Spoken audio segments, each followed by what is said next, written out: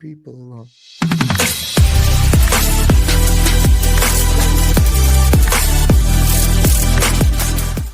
Hello, everybody, and welcome back to a Mario Nawfal X Live broadcast, where we talk about crypto, gaming, AI, and today it's going to be RWA and definitely Bitcoin, amongst other things, with this panel of titans that we've put together for you, but featuring none other than Kelly Kellum and myself to kick it off. I got to start with Kelly, and I know he's feeling good today. I'm looking forward to this energy, Kelly. Why don't you give it to me, man? What's up? How are you? Well, first off, this is how I am. It is the green candle day. That's right. Green candles all around, where we saw massive breakout on Bitcoin, a new all-time high. Does that mean it's only up from here? No, we actually did a whole breaking news space here on the Mario Nawfal channel. Just not so long ago. I do expect a little bit of chop around this area, but I couldn't be more excited of where we're at. Just remember, if you're frustrated at 109, I can't imagine what's going wrong in your life. Look back at $15,500 only about a year and a half ago. Realize we're making major strides, and that's on the eve or on the cusp also of what's happening with the Bitcoin and the Strategic Bitcoin Reserve in Texas, the Genius Bill making the strides forward. UAE, said by Jack Mallers, the CEO of Strike, saying that the UAE is buying billions of Bitcoin. We're also seeing, the landscape's just incredible. I'm more happy than anything to be here with Travis and Anton and Ken and Matt Case and Roger and Jesse and, of course, Femi, and then, of course, you, Paul. So I'll throw it back to you. We got a lot to talk about today, and I can't wait to jump into the AMA towards the second half, the end here with Del Norte. They got some really cool things going on we're going to be diving into. Let's touch base with everyone in the room real quick in an orderly fashion and see how they're doing, because I know it's a great day for them to be here because it's a Bitcoin day. Matt Case, smile on your face, man. What's up? How are you? I'm going to just follow on with Jesse there. Green candles all the way around. Thank you, Jan3. Thank you, Samson. Omega Candle Day. Well, not an Omega Candle officially, but we do like big candles. So, yeah, very excited. Yeah, let's like green candles. Everybody, put them up. So excited to be here. Just love being part of the team, the community, and getting into the conversation today. It's great to see so many brilliant minds.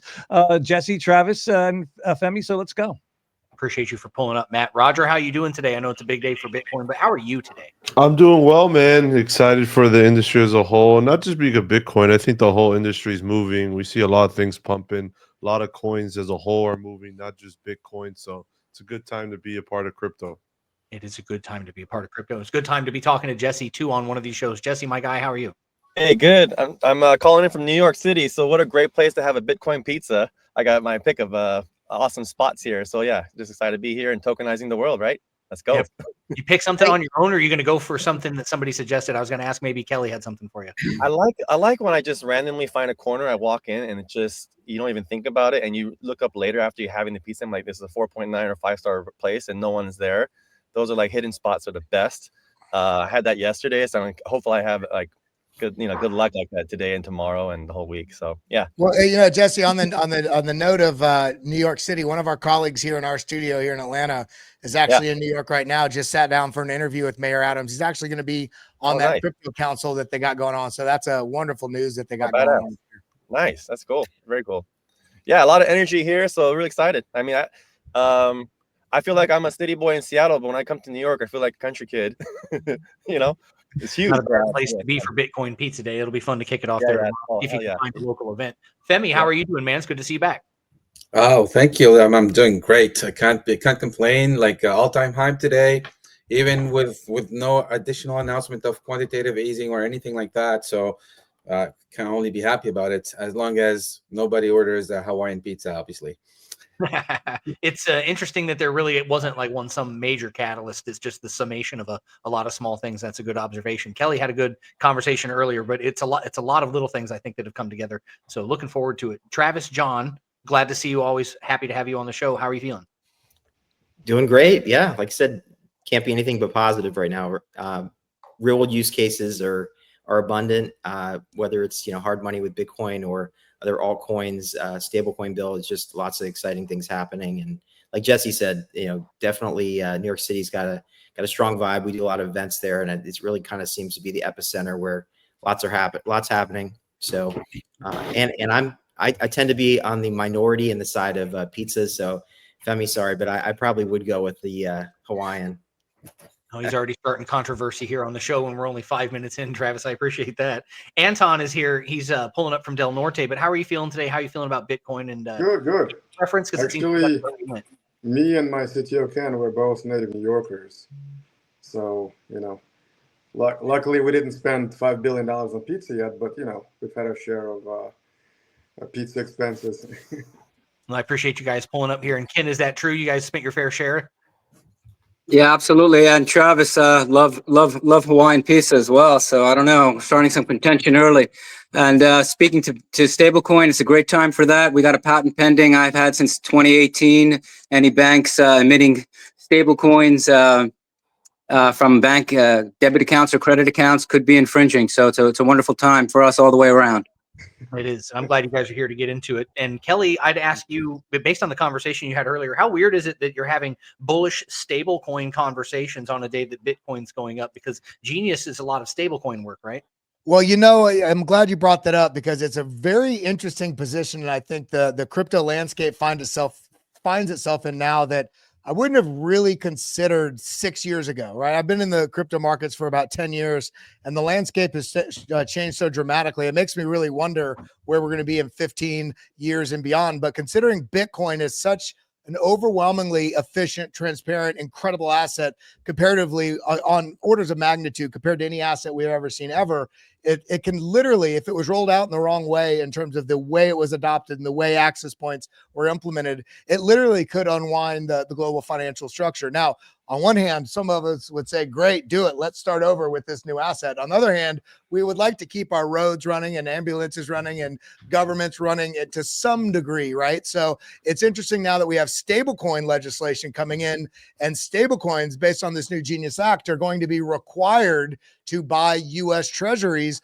and other collateral to basically, one, help buoy what's going on with our current financial system, but also provide a lot of liquidity and payment rails for the Bitcoin and crypto ecosystem. But I'd love to throw that over to Matt Case because you made some points about this as well. What's your thoughts on that? What impact is this and where do you see this potentially going?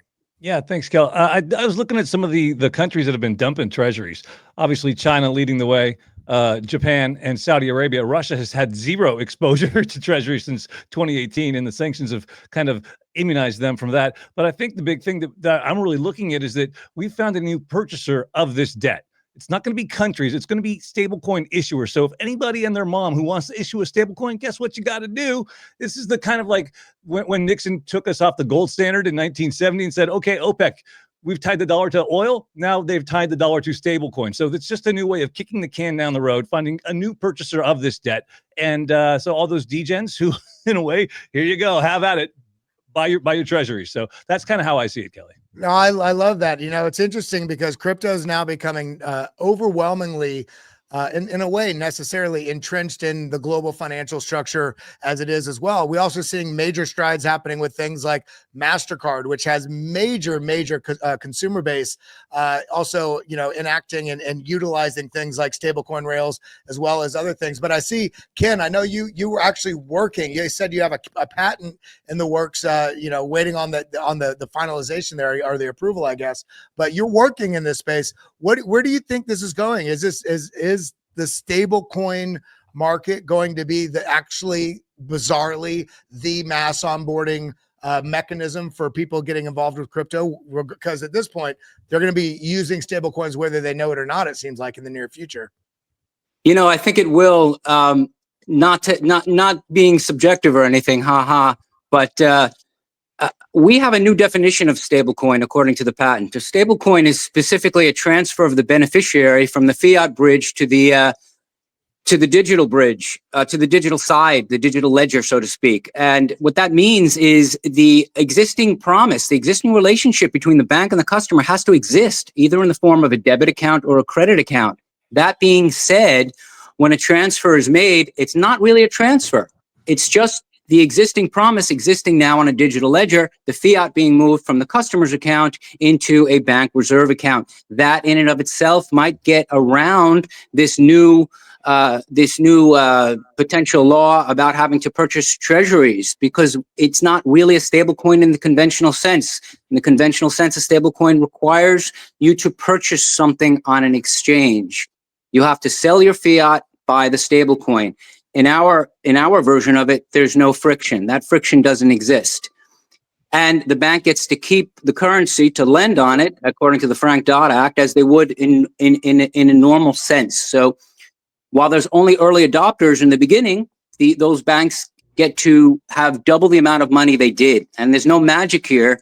It's that money you would usually withdraw from an ATM now remains at the bank, simply taken out of your account, put into their bank reserve account to back the digital version of that going forward. It could go through the economy and take years, months, days before it comes back to the bank in the form of a fulfillment action.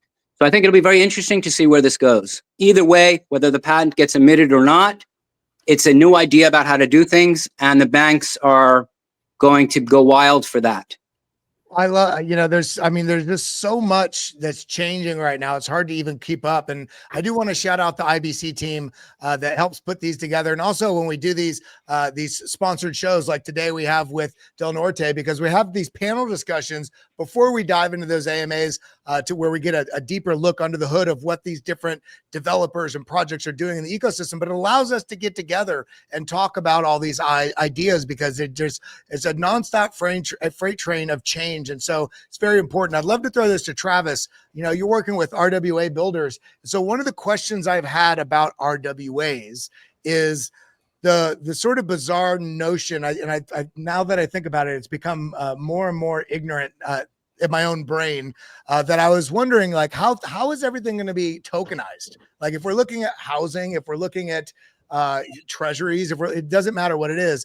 How do you fix or remove the speculative market of the tokenization of something outside of the actual underlying asset? So if I'm tokenizing a $10 million property, are you also going to have a speculative market on that token for the property? But now we're also seeing this massive movement with implementation and rollouts of stablecoins. Is this going to kind of be the thing, or a similar sort of parallel with what we're going to be likely seeing in the RWA scene, to where you can tokenize things, but it also eliminates a secondary speculative market on that asset itself? I would say yes and no to both of those. And I completely agree with the fact that, a lot of it's a bit convoluted, right? And RWAs are very nuanced, like that's one great thing. We've talked about this on the show before about, it's kind of nice we have an acronym, because, people do kind of gravitate toward acronyms, at least for now, right? Like RWA may not stick, but, ultimately it'll all just become, digital assets or something similar, right? But ultimately, I think with RWAs, stablecoins are changing the game, in my opinion. Like, my thesis is you'll have less speculative tokens kind of in the background, so to speak. You'll have secondary markets, but those secondary markets aren't going to necessarily require a speculative token attached to every project, so to speak. I think stablecoins will continue to be a strong value proposition. I'm assuming, like, the Genius Act or some version of that will get passed soon. Believe that that's really going to drive a lot of people. Know dollars, right? They don't know the 40,000 tokens that are on Dex Screener, right? Like, so ultimately, at the end of the day, I think the adoption curve will be leaning heavily towards stablecoins, especially as bank rails, as you noted, continue to pick this up. That said, I think the Web3 world, I mean, we all love the token, ecosystems. Where there's value, where there's aligned incentives, tokens are going to go great. Going to do great, just as good as they've done in the past. But I feel like just bolting a token onto everything, we've all learned our lesson there, right? So I think that's really where a lot of this is changing. And there's a lot of wrappers on RWAs that I feel like are really changing the adoption curve as well, where you're going to be able to buy this on Robinhood, et cetera, any of the decentralized exchanges, depending on if it's a security or not, different things. But ultimately, I see the confusion, so to speak, from your kind of mention, Kelly. I think the confusion we're close to that being a little less, right? I think it's going to be a little clearer to typical people getting interested in RWAs. All right. Yeah, I love that. I'd love to throw that over to Jesse in regards to, RWAs, stable coins, the Bitcoin adoption story in terms of corporate treasury, as well as just the broader market of retail, slowly starting to wake up. You could see on chain that it doesn't really look like retail is getting involved, but just like any marketing of any product ever, people need 7, 8, 12, 14 touches before they actually get involved. And unfortunately, the crypto ecosystem has had 180,000 touches before now of all these negative stories from major financial figureheads. Whereas since January 11th last year to where we're at now, we're seeing an overwhelming, just exponential of positivity coming out and saying, you know, what's the asset allocation should be. And this is asset of the future. Even somebody like Jamie Dimon, who famously called Bitcoin a pet rock. Now that it's like, oh, we're going to provide Bitcoin services to everybody. You could buy. So do you is it RWAs? Is it stable coins? Is it what's going to be the true kickoff of this argued or theoretical S curve of adoption that's going to come in? Or is it kind of this beautiful merger of all these things kind of hitting an intersection at once? Yeah, I think, well, I'm in a deep in space, which is very similar to the RWA where you're tokenizing real assets. We have a reward program on mobile with about 3 million installs worldwide. I think why it's such a great onboarding tool is because you're all marrying real world assets. In our case, you have a mobile device that has power on the phone and work while you sleep. People get that. And so they want that phone to work for them and earn tokens. And as soon as you can issue those tokens right away and they can do something with them or cash out, they know it's real, then you won them over and they tell their friends and family. The other thing about stable coins is great. If I do crypto crash courses for my friends. And a lot of them don't realize, you have, let's say, $1,000, $10,000 in Chase or some bank. Every year we make a fraction of a penny back. And they don't realize if you convert it to USDC or stablecoin, you can actually make pretty good, 5% yield minimum on a Coinbase or something like that. And you'd be surprised. I'm always surprised at how people don't know that. And it blows people's minds that just, don't keep your money in a traditional bank account because it's just doing nothing for you. With USDC, there's a lot more you can do with it. So I think just seeing that people are willing to take a couple risks and, transfer a few $1,000s over, see that it's real. That's really powerful too. I think. Yeah. And it's working for us. We get 10,000 installs per week just because we're teaching people about DeFi and how to earn tokens. And basically it's very empowering for the first time to own your own wallet. I mean, we're all probably used to it for right now, but I remember the first time I'm using it and it actually worked and I transferred something. It was very empowering. It's very exciting. And we're all used to it by now, but everyone who's done it for the first time and it works and they actually got some yield or got something out of it is very awesome experience. I totally hear that. I think, Anton, you might have some thoughts on this as well, being that you are in a project that's tied in with RWAs and considering where this market might be going. Yeah, so my take on it is a little bit different. We're actually onboarding entire countries. We have done pilot programs in El Salvador, Mexico, Honduras, and now starting to do Brazil. So the way we go about it is we actually provide the software to the government, and then they now, instead of issuing paper documents to everybody, they're going to be issuing NFTs of the asset. So an NFT deed, NFT title, etc. And we've designed a system to do all of that automatically. So instead of, you wouldn't actually even need a wallet. Like you'll get a wallet, but it's going to be very, very simple. Like 2 buttons and that's it. You just hit the nail on the head that I think that the broader market, the general even people in crypto haven't captured that nuance, Sarah, with not only can you tokenize something, but you're tokenizing it on a platform, on a protocol, on protocols that have smart contracts inherently in most of them as well, that not only do you have ease of payment and the speed and the efficiency and transparency, but you can also bake in a huge amount of efficiency that ties in, as you said, with information, with deeds, with processing certain elements that otherwise take a huge, and turns out to be tens of thousands of man hours over the course of a week, a month, a year, depending on the size of the corporation and the business. But the level of efficiency here, I think, is going to be the number one sell point as anybody uses it, especially, Bitcoin or crypto. If you don't understand it, use it once. You'll never look back. You know what I mean? And more specifically, it's endorsed at the municipal level, at the federal level. This is a key distinction that we've come up with starting in 2017. Well, when Anton started doing this in 2017, I was doing the same thing, coincidentally, with a project called RealSafe.co that Anton has since absorbed, and we've come together. RealSafe is going to be our phase 2. We actually have an implementation that's ER721 to ERC20 that allows corporate owners of assets to trade with all the power as if they were on the New York Stock Exchange, raise money right into the wallet, etc. the phase one and the real heart of this, what we're building now, it's actually built, and we just had a successful pilot with El Salvador. We're going into phase two, where it looks like we're going to revamp their entire national registry. Very, very exciting.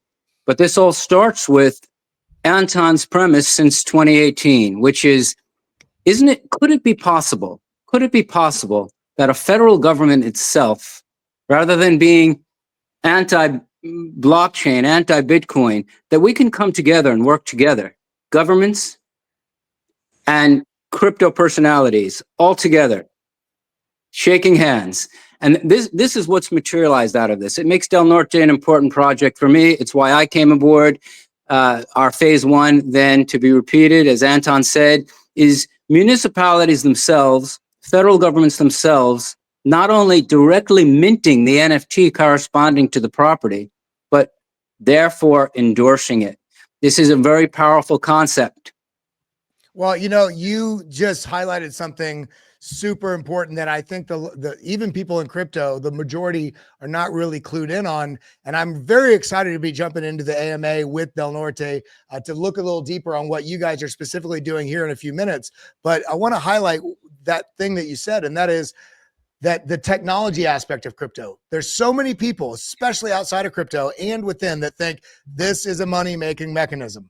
That's not really the point of crypto. It can be a store of value, but when you think of blockchain as well, especially when you marry in or consider the idea of smart contracts, the economies inherently within that have not even been explored and how they can be deployed or integrated with within the technology is something that we can't even imagine. I'd love to throw that over to Roger.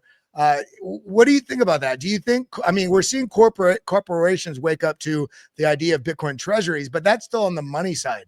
Where do you think we're at on the sort of general government, but also corporate landscape of integrating blockchain for the use of the efficiency, orders of magnitudes of efficiency that they can exploit and utilize if they were to harness blockchain? No, Ken talks about a lot of points where I'm excited to learn more about, like you said, Del Norte here in a little bit too.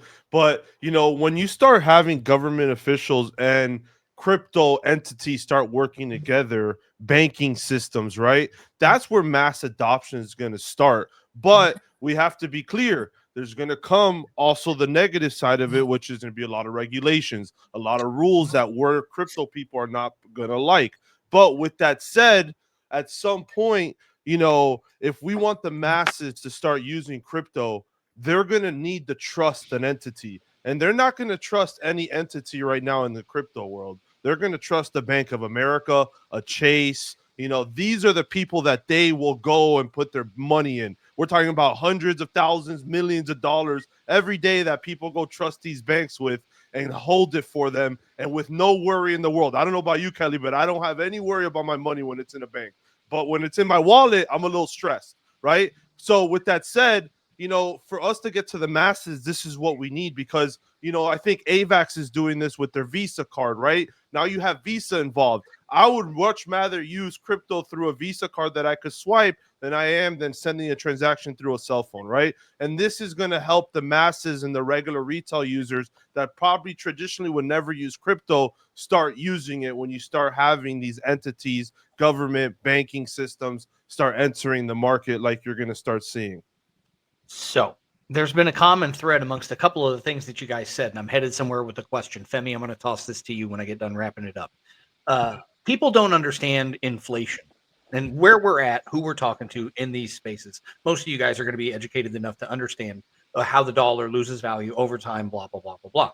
They don't teach that in school. And until recently, it wasn't really a popular topic until things really started getting out of hand and people started questioning the price of milk and eggs and stuff. So the examples that we had up until recently in the United States, we looked to Central America. We looked at El Salvador as a example of places where money was out of control. Venezuela has inflation that's out of control. It seems like the places where people understand when money runs unchecked, how bad things can get, that they would enjoy a blockchain system more, or that maybe they're faster to adopt because they're looking for the transparency, or they're sick of the BS, the corruption, or whatever they're dealing with. And then in the United States, we have all this legacy stuff. So Femi, I think of El Salvador, Venezuela, Central America. Why do we see the acceptance of this technology faster, or does it seem to be accepted in Central America more than in legacy places like the US or England or Europe?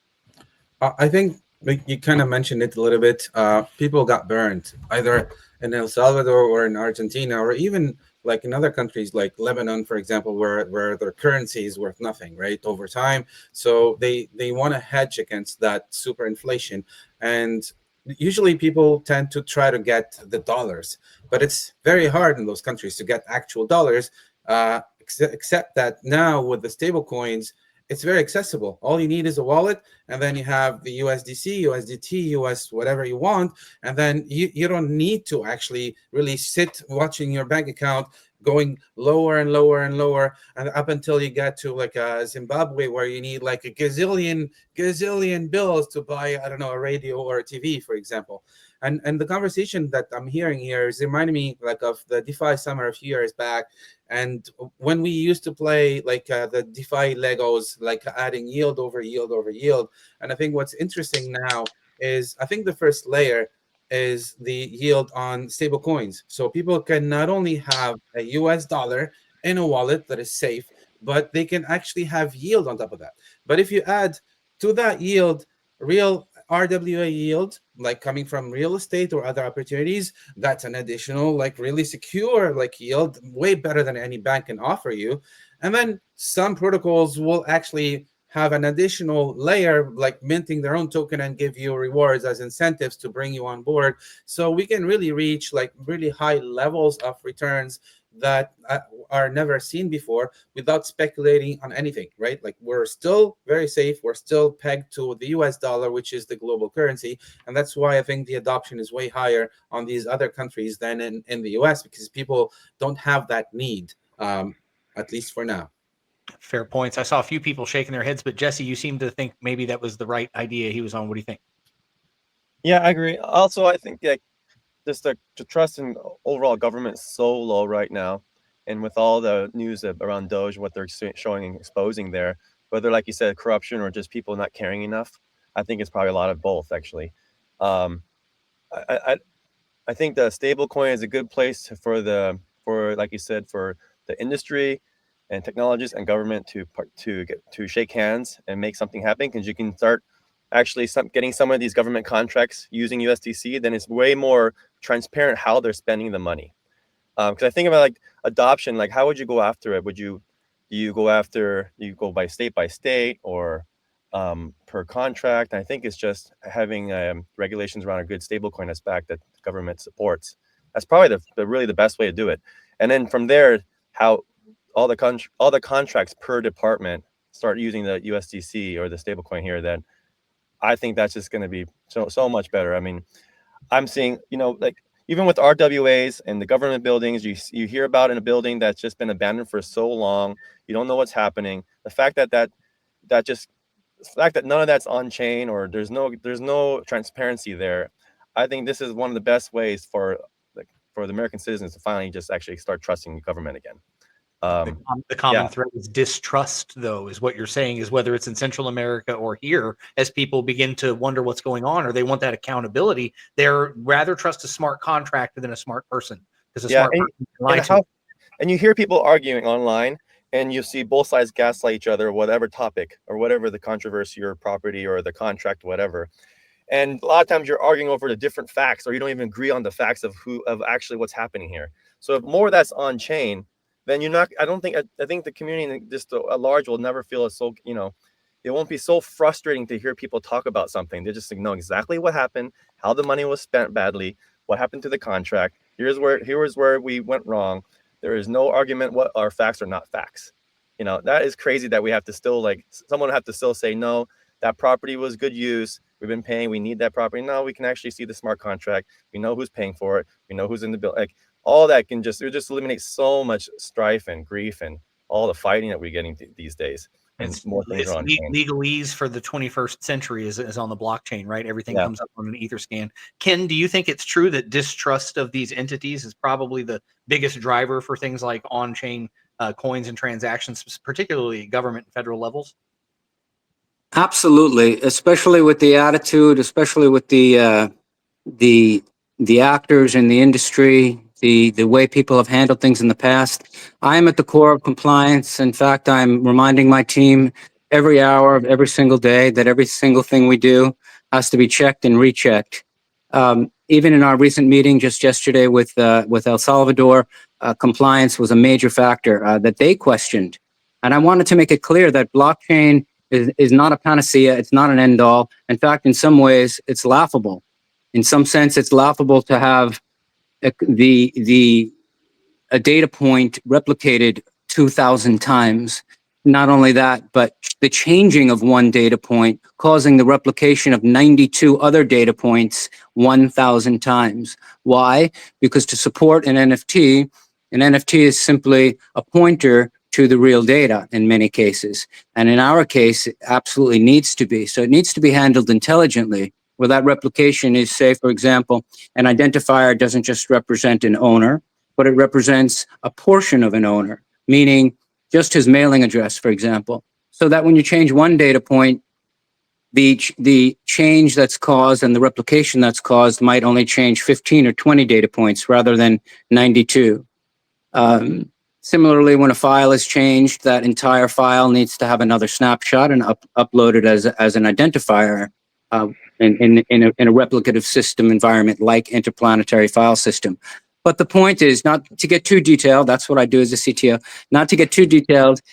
Compliance is a major factor. And if you can convince somebody that you've got a system that compliance is at the forefront, and by the way, we advertise ourselves as a centralized, decentralized system. We are a hybrid. We are by no means pure blockchain and by no means pure centralized. But the heart and core for any government entity will always be, in my opinion, a centralized, a well-made centralized system, which is where we stand apart. We have a mature system, 8 years in the making, linked to 2 banks that I created back in 2018 that is now going to be at the heart of these government systems, integrated nicely to blockchain. So now that said, what does blockchain offer for us? What is the good aspect of blockchain? And it is specifically storing snapshots of changes. So not just in the centralized structure, but in many structures. Part 1. Part 2 is the verification aspect, the third-party validation of saying, hey, if you've got these documents, I, as a third party, can prove that these documents are also being stored at the municipality. And if they've changed anything due to a court order or due to whatever, the earlier versions of those documents are confirmed to be part of this NFT. That hasn't changed. So if you need to take a dispute somewhere, you have all the facts that you need at your disposal, provable thanks to blockchain.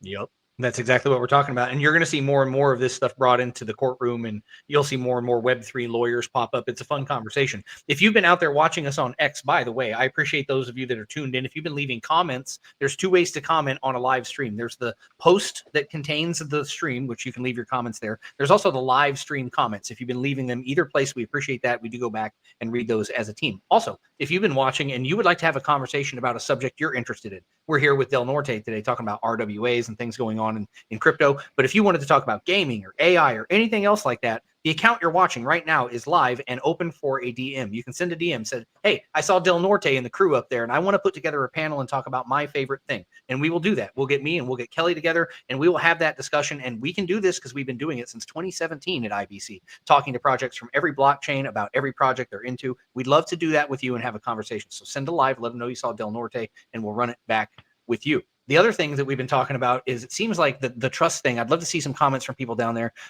talking about what inflation has meant, if that's affected you. I'd love to hear if you're getting more into privacy or privacy coins. Got seen a lot of Monero news this week, which caught me off guard. I heard that talked about, but I'd love to see comments from anything. And Kelly always reminds people, go back and watch the rest of the show if you haven't already. If you just got here, there's a whole 40-minute segment that happened before this with a lot of cool stuff. So if you're just now getting here, we're going to have a conversation with Del Norte. But if you want to go back and watch the rest, you can do that. Ken and Anton are here. And the way we usually kick this off, boys, is we don't want anyone to miss anything. So let's forget we talked about anything earlier. And we ask right from the top, what is Del Norte? What are we talking about today? Yeah, so we are a company that was founded in, officially was founded in 2019, but the project, we started working on it back in 2017. The goal is to digitize and tokenize governments to make them more efficient and more transparent. We've gone about doing this by acquiring both local and federal contracts with 4 different countries, including Mexico, El Salvador, Honduras, and now Brazil. And the way we go about doing it is we provide them a CRM that basically manages all their internal and external transactions and communications. So now, instead of receiving a traditional paper document, whether it's your driver license, your deed to your house, your patent, etc., you're now going to get all those things in NFT format. And everything can be now done on your cell phone. And that's another thing that we discussed a lot about trust. There is still a huge chunk of the population in every government and every country that trust the government by their nature or by default. So any lawyers, any doctors, any bankers, they have to interact with the government. They get licensed by the government. They have to trust the government. And because of that, it's actually the onboarding process. Once you're doing it from the angle of the government, it's rather easy and fast, because those small businesses and professionals, they don't have a choice. They have to go with the newest technology that the government offers. So what was it, though, that sparked your vision for putting this together, the blockchain and AI real estate solution here? I come from a real estate background, and we've had in my family, both my wife's family and my family back in Europe, we've had issues with property being stolen, documents being forged. And so this is something that I've had personal experience with, and I'm sure if you ask really anybody who lives in any of the developing countries, they've either directly had that type of experience or they know somebody who's had that. So this is a way to solve that problem, which is a problem that affects literally billions of people. And it affects people in many different ways, not just theft and corruption, but because of the lack of security in ownership, the value itself is depressed. So a property, a beachfront house in El Salvador or Guatemala, for example, maybe like 200 grand, but the same property in Miami will be several $1 million. And the only reason is because, I mean, there's a number of reasons, but one of the main ones is when you buy a house in Miami, the government probably is not going to steal it, and the guy who sold you probably owns it. That's not always the case in other countries. Fair enough. So can you give me an example of a real world example, that is, of how your CRM transforms a property transaction? What do you guys do with it? Ken, do you want to take that? Sure. So the CRM was designed first and foremost to be a platform in the fintech space, in the sub niche of debt settlement. That industry is so not only corrupt, but all over the place with data. And so I set out to create a platform where data can be organized in a no-code solution, because every company has a different workflow, even within that small subset, within that small community.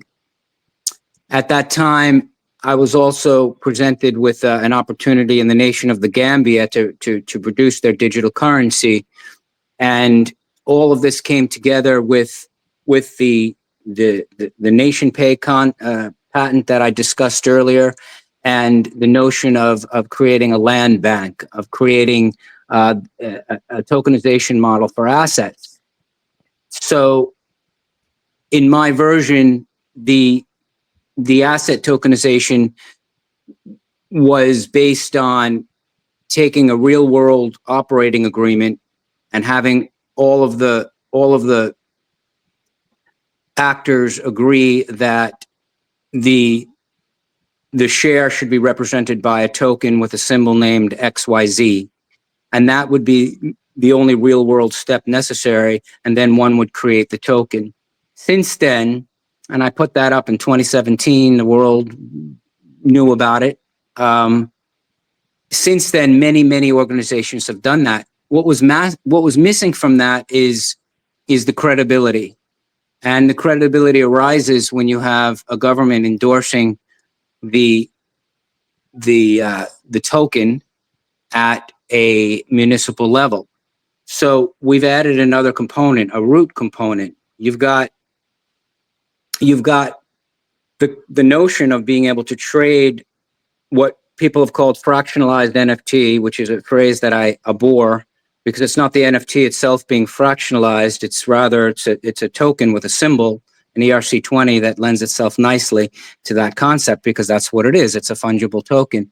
But backing that is an NFT that represents the property. Backing that is the municipality itself with a system employee ID number, who was given that ID number by a senior to him or her, being potentially the national administrator of all the municipalities of that country, with a public address that's listed on the website, right? There's many layers of protection. And in order to do this in a sound way, you have to have a very robust enterprise desktop. What people have been calling a CRM is not really a CRM, it's an enterprise desktop. And this is essential for this system to work.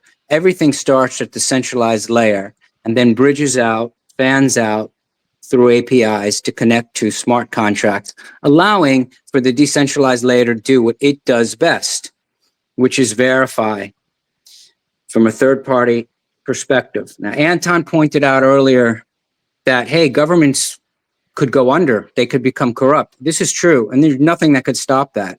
And not anybody's system could make that not a potential reality. But what it could do is mitigate against the tendency for that instability to arise. How? Because everything that's done can be seen outside that country by third parties. So people can be like, oh my God, what a shame. Can you believe that this person actually was responsible for this and they did this? Everything becomes public information. And countries willing to adopt such a system are making the statement, hey, we're good people and we intend to stay that way. And what does that do? It allows the people to travel freely. It allows the people to stay in their own homes, knowing that they don't need to leave because there's no disgust, there's no distaste. We know that our properties are sound and secure because if any public official does something that's questionable, they're less likely to do so because they can't just go into a back room and change a property without anyone knowing and then telling the world, like the Twilight Zone, this was always this way. Cheryl always owned this property. It was never owned by Nick. It was always owned by Cheryl, right? So you know, we always have to speak clearly in what we're doing here, because although in some sense it's changing the world and stabilizing governments, it's not quite that simple. That is the result only if you look at all of the pieces in between that make it the result. It doesn't have to be. There's always people out there, and I'm not going to mention any names, but there's always people out there that say, I don't care, I'm doing what I'm going to do. And if they have the power to do it, that's what happens, right? So just to keep things in proper perspective, we're building a wonderful system, and we hope it does change the world through the ways I've expressed. I absolutely love it. One of the things about 3 or 4 years ago, I was trying to expound on about the magic almost that NFTs are in the new world, what they can be. I actually use that example of property ownership and deeds and things like that if you were to move away. And so I love that this is actually coming back into full fruition. And that, I mean, you know what, you guys, Del Norte is making NFTs sexy again, because there's real value rooted in what you're doing. Being it tied in with municipalities, I'd love to ask you though, what do you do to address concerns about potential security, of government-backed NFTs? And yeah, so I've got one more point to make that may address that exact question, but it may not. If it doesn't, please let me know and we'll expound, or Anton will take over from there. what used to be the concept of just a property NFT is now being expanded into a soul-bound NFT and a property NFT. The soul-bound NFT actually represents the owner. Now, there's a major hurdle to getting there, and that hurdle is, what is the registration process? What is the mapping between the national ID and the public address? There's three concepts. There's the national ID of the user, which never changes and may or may not have to be private, depending on what country you're coming from. Ideally non-private, like most of the countries we're dealing with. Nobody has a problem giving up their national ID to any entity. But in the United States, we're a different animal. Ooh, social security number. You got to keep that private. Of course, banks require it. Other institutions require it. So let's assume for the moment that national ID is not a private document. That national ID has to be associated with a public address that you've agreed is your public address. Not only that, but if you lose your public address, you need to be able to reassociate it quickly with your national ID without any problems. That's another thing that people typically don't think about in the real world. So what have you got? You've got the national ID, you've got a public address, and then you've got a token ID on a known smart contract, which is yet a fourth entity, right? Because if you change that known smart contract, all bets are off. So you have to consider the known smart contract, which is considered the de facto standard smart contract representing NFTs for that country, soul-bound NFTs for the owner specifically. You've got the national ID. So what did I say? You've got the smart contract, national ID, public address, and token ID representing the NFT. You've got these four concepts that all go hand in hand. And now we got the owner himself being able to produce his own soul-bound NFT. How do you do that? Well, we realized and we started working with what's called firma digital. In Spanish, in these Central American countries, they have the concept of a digital signature. Now here, I don't believe we do. We have many digital signatures here, of course. The United States is quite advanced. But is there a de facto nationally registered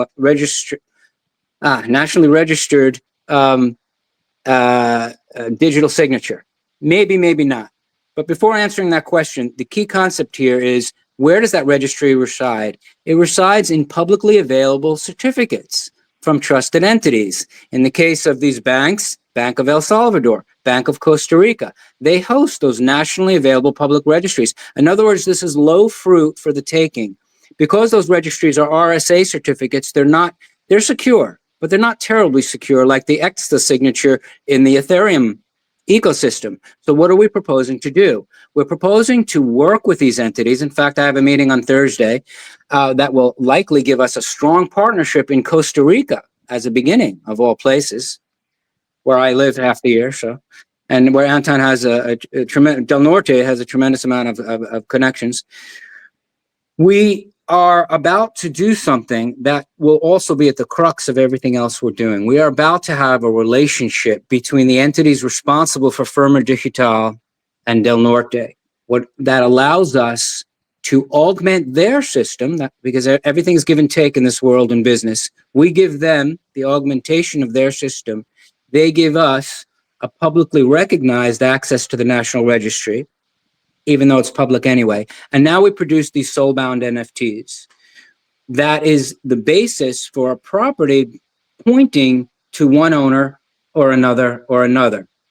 And then at the heart of it all is this giant escrow contract that allows, which is the panacea and the holy grail of everything we're doing, not just the boring stuff of paying your taxes through our system, which is wonderful, because we collect fees on that too, although they'll be incredibly small. Not what the credit cards charge, but ideally down to 0.1, 0.2%. The tax transfer, the municipal tax transfer goes right into that escrow contract. The buyer goes into the escrow contract. The seller goes into the escrow contract.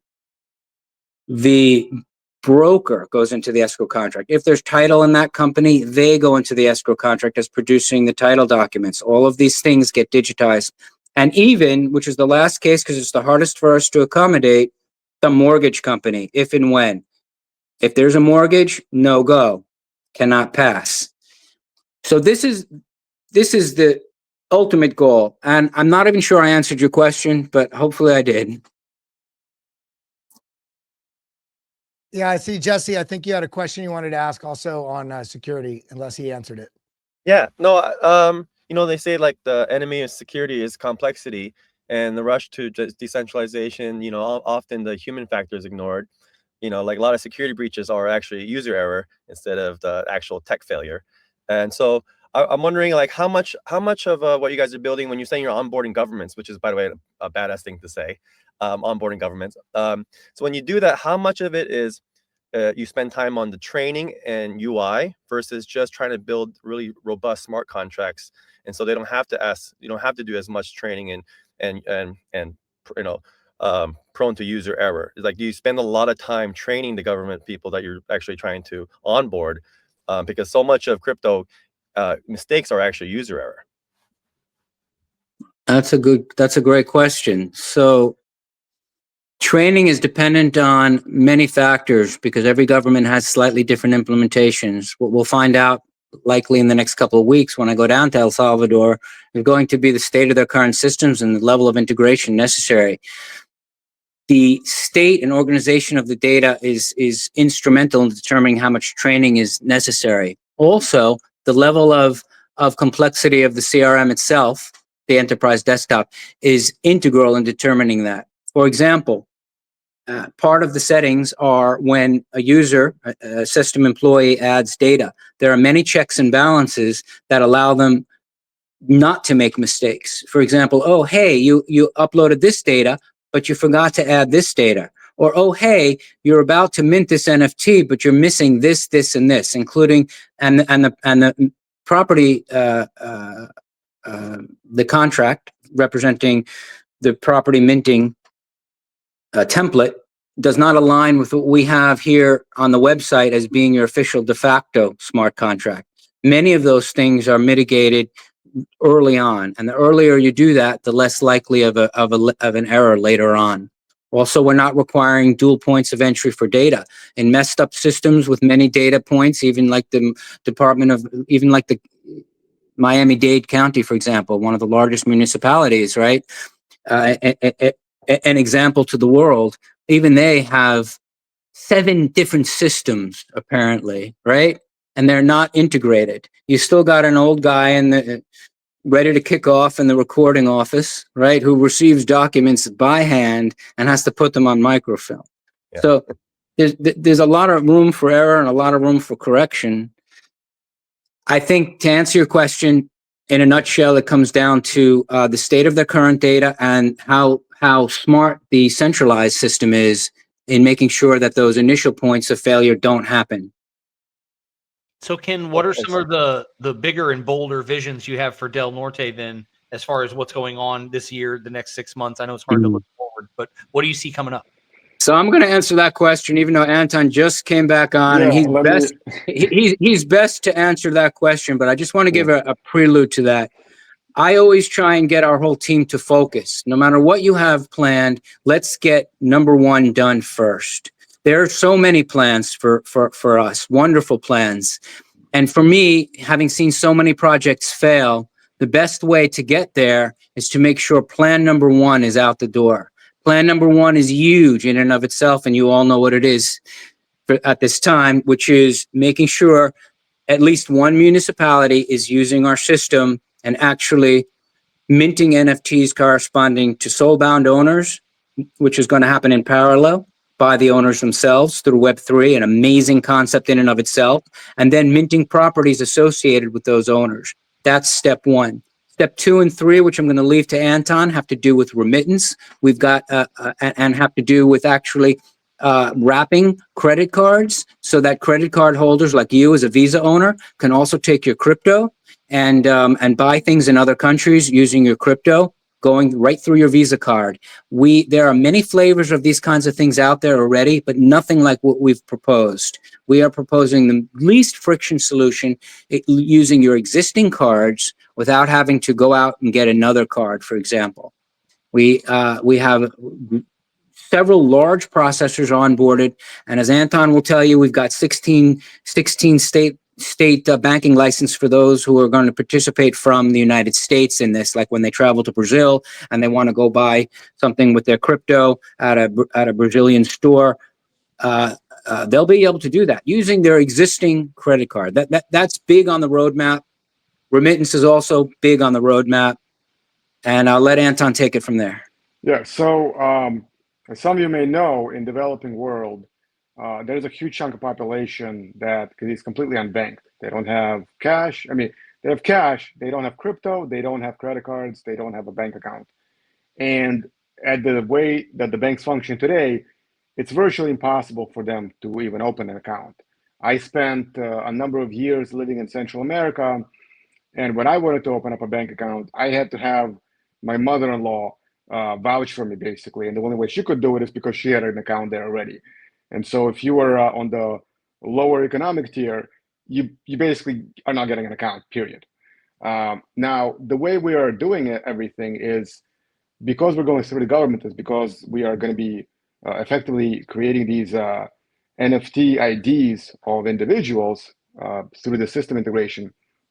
We will have access and we will know who is who, and at a push of a button, we can publish third-party applications, whether they're banking applications or tokenization, or really the same way you have an app store on your phone or Android or iPhone, and anybody can go create an app, and now every user of the iPhone has access to that app. The same way we plan to roll out our third-party API. So anybody can go and create a system, can create an application, as long as it's compliant with the government, it will be able to interact in real time with the government system. One of the systems that we want to do, or one of the applications that we are going to be introducing later this year, is payments, and specifically focused on remittances initially, but eventually expanding to other things. The way we are doing it is we already have 16 U.S. states. We have banking licenses in 16 U.S. states and in Brazil. And because we're tokenizing an entire state of Rondônia in Brazil, we will be then publishing this API so that really anybody who has a government issued ID can now in their application have a PayPal-like function to send money across the world and in this locally. And it can be done both in crypto and fiat simultaneously. And if they have a government ID and they're part of the Firma Digital system, they don't even have to go into any registration entity to do that. They can just sign up from their home. Yeah, in fact, our system can actually turn, if they want to actually collect cash, our system can turn any bodega, so any little store with a cash register, into its own mini Western Union, where somebody from America can send them crypto, and they can go to the local community store and collect the money in local fiat.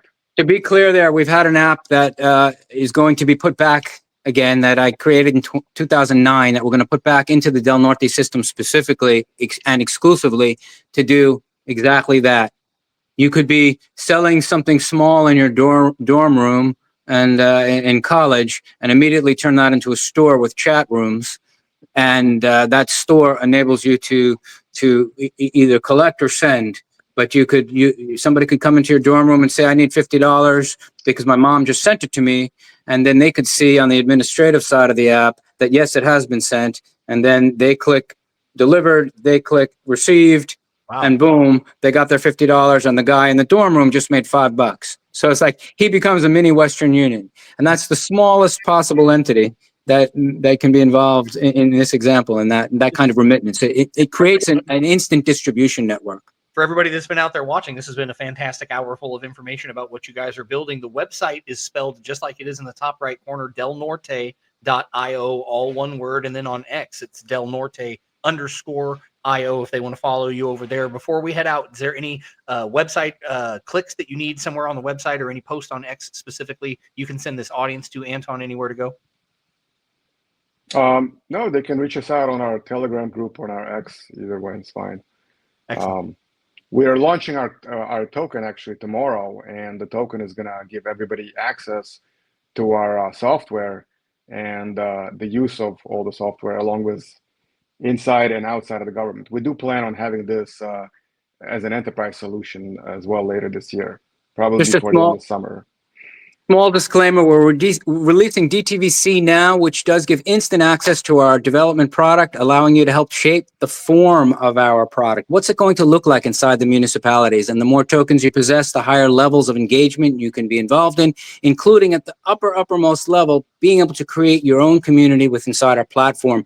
The DTV is a separate token, and DTVC is swappable to DTV for compliant members, meaning those who will register through our platform at a later date, who are not from the US or confirmed to be accredited US investors. That means that if you are not one or the other, then you are purchasing the membership token specifically for your own enjoyment and use of the membership offerings. And that's specified at terms.delnorte.io. That link is not possibly directly on the website. So just to make it all known here, it will be on the launch pads at terms.delnorte.io. And again, this is a wonderful time for us, and thank you for having us. We appreciate you being here, and everybody else that was watching out there, please go to the website. Please check out their X account and give them a follow. Thank you, Del Norte, for being here and sponsoring the conversation today. Thank you to the panel of superstars that we also brought up: Femi, Travis, Jesse, Roger, Matt, Case. Everybody that gets up on these panels has their X account listed here on the show. Genuinely speaking, you can go follow them over there following the same name and get the same content in other places. We appreciate them, and that's how we show the appreciation, is by asking you to follow them. The team at IBC sets me and Kelly up for victory, and we just kick it through the uprights and we get to celebrate and stuff. But there's 200 people or plus or so that set us up for this, and we appreciate that. And Kelly and I are going to go pop some more green candle bottles today and celebrate the rest of the all-time high. I hope you guys go off of here and enjoy the rest of your evening. Get yourself a nice steak dinner. If you've been holding on this long, you enjoy to treat yourself, Kelly. I hope you give yourself something nice tonight.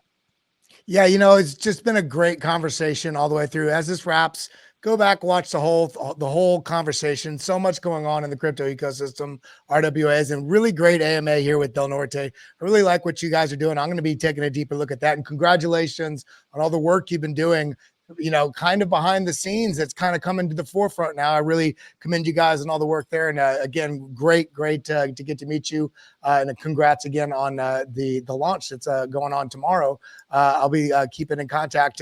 I gave you guys a follow as well, but everybody else out there, we appreciate you. Thank you for being here. And thank you to all the panelists on here. That's all we got for today. We'll see you in the next Mario Nawfal Crypto Daily. Goodbye, everybody. Green candles. Let's go. Let's go.